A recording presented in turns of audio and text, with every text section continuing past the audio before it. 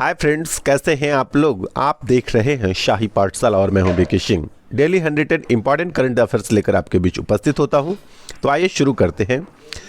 पहला current affairs है, केंद्रीय मंत्री अनुराग ठाकुर ने बताया है कि भारत नेपाल के बीच महाकाली नदी पर 12,000 करोड़ की लागत से एक ब्रिज बनाया जाएगा।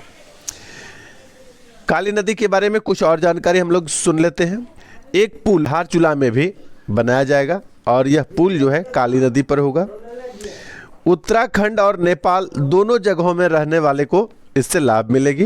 काली नदी उत्तराखंड और नेपाल के बीच सीमाओं का निर्धारण करती है। काली नदी को मैदानी भाग में शारदा नदी के नाम से जाना जाता है। काली सरयू की सबसे बड़ी सहायक नदी है जो पंचेश्वर के पास क्या होता है, सरयू नदी में मिल जाती है। काली नदी धारचूला नगर से होकर गुजरती है और जौलजीबी नामक स्थान पर क्या होता है, ये गोरी नदी से मिल जाती है। काली नदी जौलजीबी नगर नामक स्थान पर क्या होता है, गोरी नदी से मिल जाती है और यहाँ के बाद इसे महाकाली के नाम से जाना जाता है। उसके बाद दूसरा प्रश्न है, एक अध्ययन में भारतीय प्रौद्योगिकी संस्थान मंडी, यानी इसको IIT मंडी कह सकते हैं, और नई दिल्ली के international centre for genetic engineering and biotechnology के शोधकर्ताओं को एक बड़ी कामयाबी हाथ मिली है। वैज्ञानिकों ने बुरांस यानी रोडेंड्रॉन की पंखुड़ियों में एक फाइटोकेमिकल्स की पहचान की है जो शरीर में कोविड-19 वायरस के संक्रमण को रोकने में सक्षम है। तो यहाँ पर याद रखने के लिए क्या क्या बातें हैं कि किस वैज्ञानिकों ने खोज की है, तो IIT मंडी ने और नई दिल्ली के international centre for genetic engineering and biotechnology ने ये खोज की है। आपको ये याद रखना है कि किस पौधे की पंखुड़ियों ने, यानी किस पुष्प की पंखुड़ियों ने, तो ये याद रखना है बुरांस यानी रोडेंड्रॉन। यहाँ पर मैं बता देना चाहता हूँ कि बुरांस या रोडेंड्रॉन जो है यह नेपाल का राष्ट्रीय पुष्प है, ठीक है। और बुरांस का वैज्ञानिक नाम जो है रोडेंड्रॉन अर्बोरिया या अर्बोरियम। बरसे रेडोडेंड्रॉन अभयारण्य भारत के सिक्किम राज्य में स्थित है। ये जो रोडेंड्रॉन या बुरांस है, इसके पुष्प जो है या इसका पौधे जो है हिमालय के तराई क्षेत्र में, हिमालयी क्षेत्रों में पाया जाता है। जैसे हिमाचल प्रदेश हो गया, उत्तराखंड हो गया, सिक्किम हो गया, इन सारे राज्यों में आपको ये बुरांस या रेडोडेंड्रॉन के पौधे पाए जाते हैं। नेक्स्ट है, कृत्रिम सूर्य के बाद अब कृत्रिम चंद्रमा किस देश ने बना दिया है। तो कृत्रिम सूर्य के बाद कृत्रिम चंद्रमा जो है यह चीन ने बना दिया है।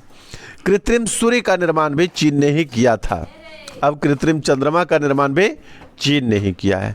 नेक्स्ट है, इंडोनेशिया द्वारा नई राजधानी जकार्ता से 2000 किलोमीटर दूर बोर्नियो द्वीप पर कालीमंतान के जंगल में कहाँ पर बनाया गया है, तो नुसंतारा। अब याद रखना है कि इंडोनेशिया की नई राजधानी कहाँ पर होगी, नुसंतारा में होगी। और नुसंतारा कहाँ है, बोर्नियो द्वीप पर, ठीक है। नुसंतारा कहाँ पर है, बोर्नियो द्वीप पर। और बोर्नियो द्वीप पर भी कालीमंतान का जंगल है और उसी जंगल में एक स्थान है नुसंतारा, वहीं पर इंडोनेशिया की नई राजधानी होगी। पुरानी राजधानी कहाँ थी, जकार्ता में। दक्षिण अफ्रीका जो है पूर्वी एशियाई देश है, वहाँ के राष्ट्रपति जोको विडोडो हैं।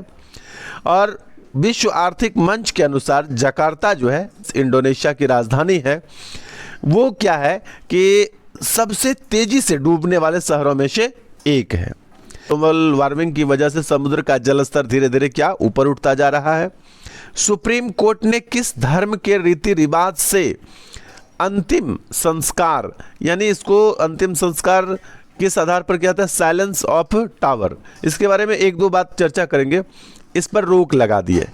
हुआ ये है कि कोविड-19 से जो डेथ होता है उसमें या तो मिट्टी के अंदर दफना दिए जाते हैं या उसको जला दिए जाते हैं, लेकिन पारसी धर्म, यही पारसी धर्म पर रोक लगा दिया है। इसमें अंतिम संस्कार करने की जो रीति रिवाज है वो एक अलग है। उसमें क्या होता है कि शव को एक वीरान सुनसान जगह में ऊंचे पर जाकर रख दिया जाता है, जिसको गिद्ध को खाने के लिए छोड़ दिया जाता है। तो कोविड-19 में इसका संक्रमण फैल सकता है, इसलिए इस विधि से अंतिम संस्कार पर रोक लगा दिया है सुप्रीम कोर्ट ने। इसी को बोला जाता है साइलेंस ऑफ टावर। अंतिम संस्कार की विधि क्या है, साइलेंस ऑफ टावर, यानी ऊंचे स्थान पर जाकर उसको रख दिया जाता है और गिद्धों को खाने के लिए छोड़ दिया जाता है। पारसी धर्म को भारत से बाहर जो है जोरास्ट्रियन धर्म कहा जाता है। पारसी लोग पृथ्वी, जल, अग्नि को पवित्र मानते हैं, इसलिए वो क्या करते हैं कि मृत व्यक्ति को मुक्त आकाश में छोड़ देता है। ठीक है, चलिए अगला चलते हैं। युद्धपोत INS रणवीर के एक हिस्से में विस्फोट और आग लगने की घटना सामने आई है, जिसमें क्या हुआ है कि 3 जवानों की मौत हो गई है। यह जो INS रणवीर है ये किस श्रेणी का युद्धपोत है? तो INS रणवीर जो है यह राजपूत श्रेणी का युद्धपोत है। तो याद रखिएगा इसको, INS रणवीर में एक धमाका हुआ है और आग लग गया है, तो ये राजपूत श्रेणी का युद्धपोत है। नेक्स्ट है कोरोना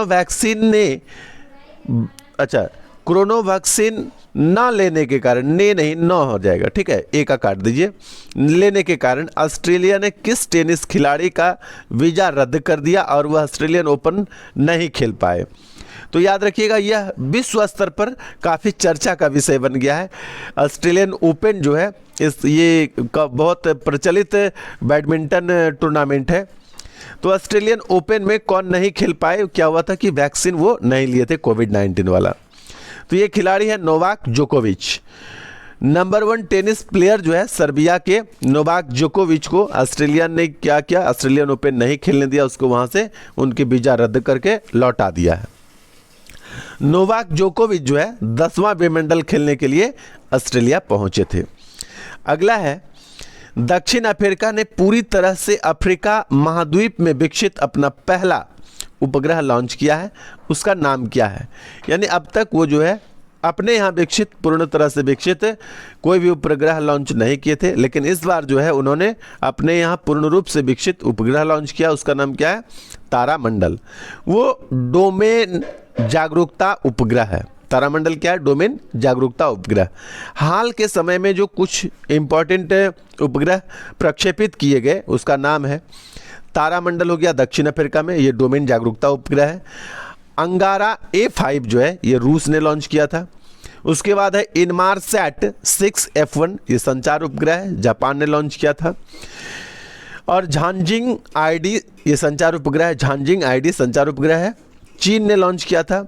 और सिराक्यूज 4A ये भी संचार उपग्रह है, फ्रांस ने लॉन्च किया था। और नूरी स्वदेशी अंतरिक्ष रॉकेट है, ये नूरी का प्रक्षेपण जो है दक्षिण कोरिया ने किया था।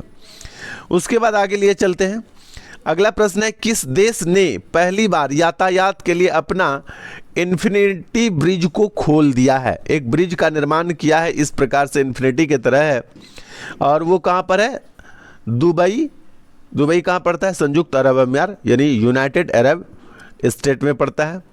तो उन्होंने क्या हुआ, अपना इन्फिनिटी ब्रिज को यातायात के लिए खोल दिया है। नेक्स्ट है one nation one ration card के तहत किस राज्य ने सर्वाधिक अंतर्राज्यीय हस्तांतरण रिपोर्ट जारी की है? तो ये अपना राज्य बिहार है, जिसने one nation one ration card के तहत सर्वाधिक अंतर्राज्यीय हस्तांतरण रिपोर्ट जारी किया है।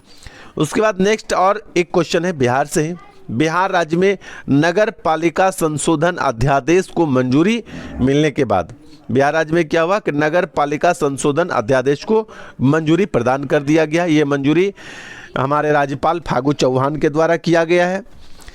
तो मिल जाने के बाद अब क्या होगा कि मेयर और जो मुख्य पार्षद का चुनाव होता था वो किसके द्वारा हो जाएगा? जनता के द्वारा होगा, मतदाता के द्वारा होगा। पहले क्या होता था, मेयर यानी महापौर और मुख्य पार्षद का जो चुनाव होता था वो जनता नहीं करते थे, बल्कि पार्षद का चुनाव जनता करते थे और पार्षद आपस में बैठकर एक मीटिंग करके महापौर और मुख्य पार्षद का चयन करते थे। जबकि अब ऐसा नहीं होगा, अब इसका चुनाव किसके द्वारा हो जाएगा? जनता के द्वारा या मतदाता के द्वारा।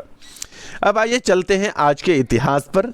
ये हमारे करंट अफेयर्स का एक बहुत ही इंपॉर्टेंट हिस्सा बन गया है। तो 20 जनवरी यानी आज का जो इतिहास है, 1957 में भारत की पहली परमाणु भट्टी अप्सरा जो है का उद्घाटन हुआ था 20 जनवरी 1957 को। उसके बाद 1971 आज ही के दिन 20 जनवरी को 1971 में अरुणाचल प्रदेश और मिजोरम का उदय हुआ था केंद्र शासित प्रदेश के रूप में। उसके बाद 20 जनवरी 1972 को क्या हुआ कि अरुणाचल प्रदेश से काट कर मेघालय राज्य की स्थापना किया गया और मेघालय को पूर्ण राज्य का दर्जा दिया गया। उसके बाद क्या हुआ, आज ही के दिन यानी 20 जनवरी को 1817 ईस्वी में कलकत्ता हिंदू कॉलेज की स्थापना की गई। तो ये था आज का हमारा करंट अफेयर्स। बने रहिए शाही पाठशाला के साथ। हमारे चैनल पर जो भी व्यक्ति नए हैं, जो भी छात्र नए हैं, आप हमारे चैनल को सब्सक्राइब कीजिए। मैं बहुत मेहनत से ये करंट अफेयर्स कलेक्ट करता हूँ। सब के सब करंट अफेयर्स एकदम एग्जामिनेशन पॉइंट ऑफ व्यू से इम्पॉर्टेंट हुआ करते हैं। 8 दिन जब हमारे करंट अफेयर्स का पूरा होता है तो आपको फ्री ऑफ कॉस्ट 8 पेज का एक PDF प्रोवाइड किया जाता है। नीचे डिस्क्रिप्शन में इसका लिंक दिया गया है, वहाँ पर जा कर के प्रत्येक 8 दिन का आप PDF डाउनलोड कर सकते हैं। इसके लिए कोई फ़ी कोई पे नहीं करने पड़ते हैं। धन्यवाद।